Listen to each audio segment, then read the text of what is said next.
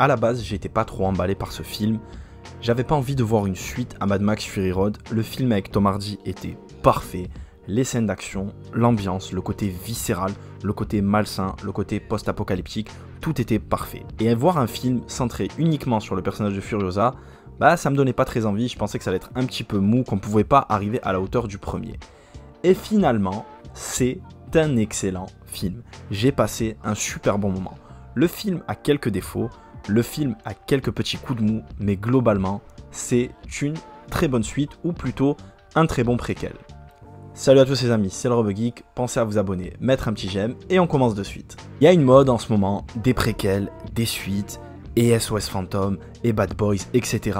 On remplace par des nouveaux acteurs, par des acteurs plus jeunes, par les femmes par des hommes, les hommes par des femmes, et ainsi de suite. Et ça dénature un petit peu le produit de base. Je suis allé voir le film, de manière un petit peu curieuse, j'avais beaucoup apprécié les 1, et bravo.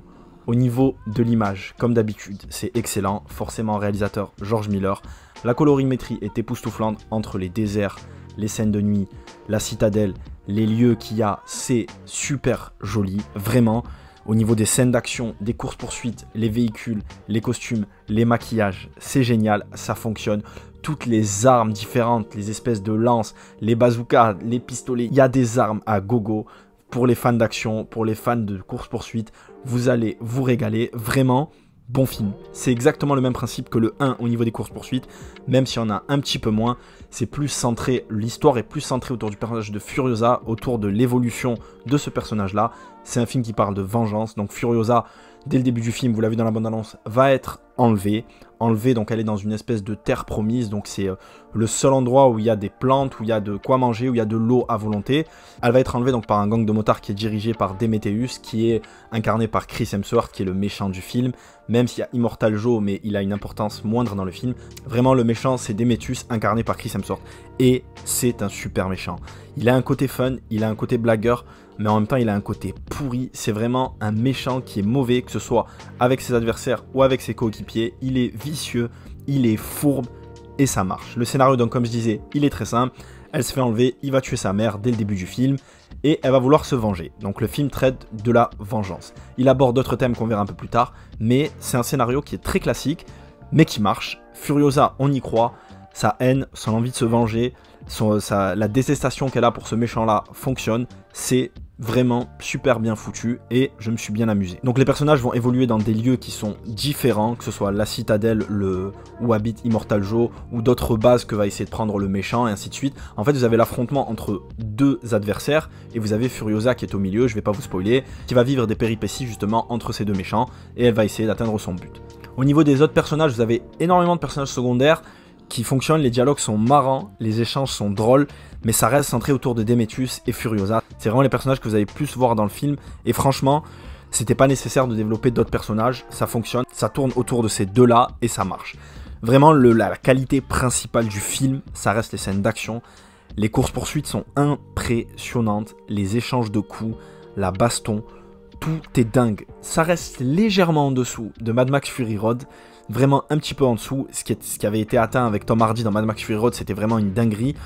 Là, vraiment pour les gens qui sont fans du premier film, qui ont adoré, je parle pas de la première trilogie, mais vraiment du film avec Tom Hardy, vous allez sentir que c'est un petit peu un cran en dessous. Mais ça reste très bien. Pour un blockbuster popcorn, vraiment, ils font le taf, ils respectent, George Miller respecte les spectateurs, ça marche, vous allez kiffer. Parfois, il va y avoir quelques CGI qui sont assez visibles dans le désert, notamment quelques plans, surtout au début du film, où la CGI est cramée. C'est dommage, ça m'a sorti du film quelques secondes, mais comme c'est au début, bah, plus tard, vraiment, dès qu'il y a les scènes d'action, les money shots principales du film qui sont super bien foutus, vous allez oublier ce qui s'est passé au début. Vraiment, l'action, bravo, une des qualités principales du film, mis à part les CGI et le film qui est un petit peu long. Je fais souvent ce reproche au film, mais je comprends pas pourquoi ils font des films de 2h30. 2 heures auraient été largement suffisantes. Ils ont envie de développer le lore, ils ont envie de rajouter des dialogues, ils ont envie de rajouter des interactions entre des personnages qui sont pas forcément importants, des personnages secondaires, des personnages tertiaires. Mais c'est pas nécessaire, 2 heures c'est super bien, c'est compliqué de tenir un film de 2h30. Que ce soit La Planète des Singes récemment ou là Furiosa, bah je me dis qu'ils auraient pu faire un petit peu moins et que 2 heures, 2h10 auraient été largement suffisantes. Pour pouvoir vous parler un peu plus du film, on passe en partie spoil tout de suite. Le film parle de vengeance. Furiosa va vouloir tuer Chris Hemsworth, elle va y arriver, d'ailleurs elle va tuer le méchant du film, Est-ce que ça va la satisfaire? Est-ce que ça va lui faire du bien? Elle va le faire souffrir. Et d'ailleurs, à la fin, c'est très pertinent. La mort de Démétrius est une légende. On ne sait pas comment elle l'a tué. Et au final, la vérité, vous l'apprenez. Elle lui a fait subir la pire mort possible. Je m'attendais à tout sauf à ça. Le mec est mort avec un arbre qui se nourrit de son corps pour pouvoir donner des fruits. Je sais pas si vous imaginez le truc. La scène est vraiment viscérale, c'est marquant. On voit donc le corps de Chris Hemsworth qui est tout maigre. Et il y a un arbre qui lui pousse au-dessus. Et l'arbre donne enfin un fruit. Vraiment, c'est super pertinent d'avoir trouvé ça. C'est une des pires manières de faire souffrir une personne. Au final, elle ne l'a pas tué. Il est resté en vie, je ne sais pas combien d'années. On n'a pas forcément le temps qui a défilé.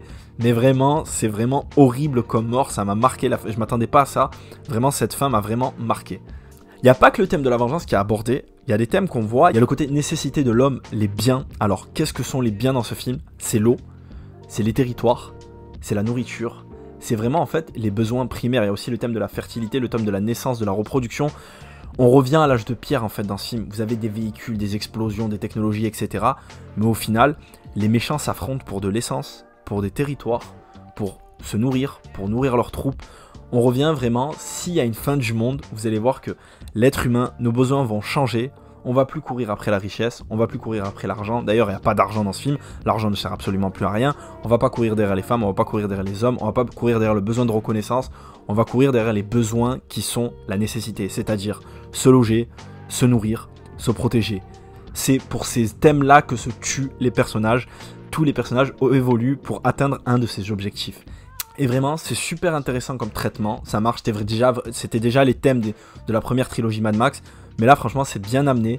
Je m'attendais pas à kiffer le personnage de Furiosa, mais elle marche. Alors, il y a la première heure, si vous regardez la partie pas, vous avez vu le film. Il y a la première heure qui est centrée donc sur le personnage lorsqu'elle est jeune. Comment est-ce qu'elle va s'échapper de Démétrius, mais elle va se faire capturer par Immortal Joe. Enfin, capturer. Elle va décider de vivre à la citadelle avec Immortal Joe. Puis elle va s'enfuir, elle va se faire passer pour une inconnue.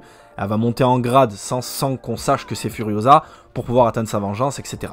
C'est très bien, vraiment, c'est un très bon film, c'est un bon blockbuster, c'est pas excellent, c'est pas le film de l'année, mais vraiment, vu le prix des places de cinéma, quand vous payez et que vous passez un bon moment, surtout quand c'est 2h30, bah franchement bravo, bravo à George Miller, c'est un film que je conseille, c'est pas transcendant hein, comme j'ai dit, mais c'est un bon film qui traite de bons sujets, avec des personnages qui sont bien développés, une image intéressante, une bonne colorimétrie, franchement bravo. Ça change un petit peu des Marvel, ça change un petit peu des derniers films Disney, des derniers films Sony, etc. Moi j'ai passé un bon moment, j'ai kiffé. Je vous conseille d'aller voir Furiosa, une saga Mad Max.